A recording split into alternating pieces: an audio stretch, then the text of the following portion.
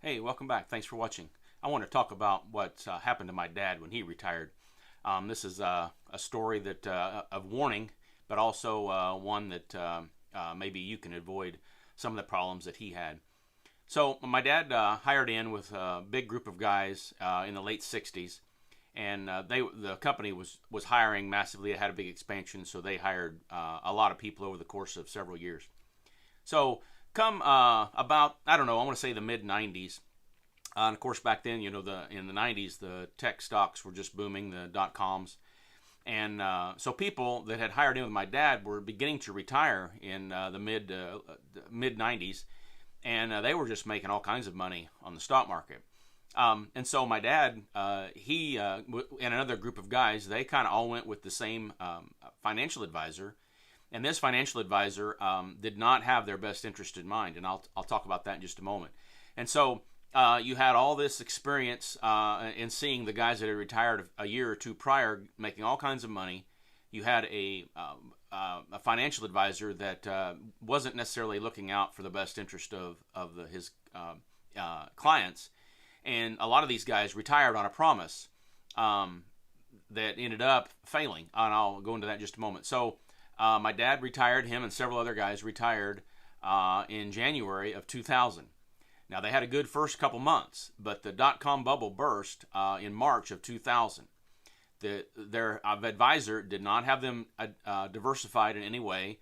My dad don't remember exactly what all they were in, but it was a lot of the dot-com stocks. And so my dad and many of the guys that retired when he did lost a significant amount of their portfolio in just a matter of a few months. And so it ended up being that my dad had to go back to work. And eventually they had to sell their house, and they moved away, and he worked another 12 years at a job away from where we grew up. So they moved away. Now it all worked out, but obviously the plan was not for him to have to go back to work. But the problem is, my dad admits this now. Back then we really didn't have the way we do now as far as YouTube. You can learn a vast quantity of knowledge just by watching guys on YouTube and what they're going through, and financial professionals as well as just regular Joes. So you can get a lot of information and a lot of training just by watching YouTube and doing your own study online. Whereas back then that really wasn't a thing. And so they did put their trust into this one financial guy who ended up being a shyster.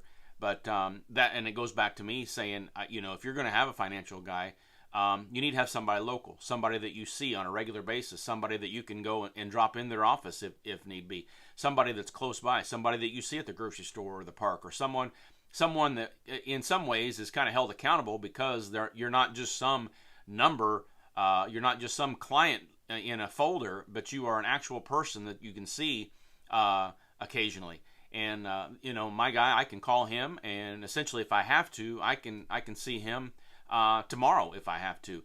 But the point being, don't put all your eggs in one basket. Don't just go blindly following somebody that's telling you everything that you want to hear. You've got to do your own research. You got to do your own work. You got to make your budget. You got to do your own thing with the own online tools that's available to you. And going in retirement, not because a big crowd of guys is doing it, but because it's right for you when the time is right for you. And so just understand that things or retirement planning is a lot of work.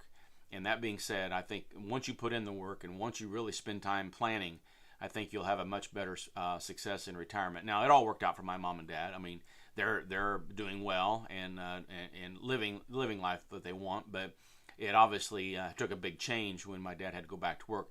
But it wasn't just him. It was many of the guys that retired with him that had to go and find employment somewhere else because it just fell apart.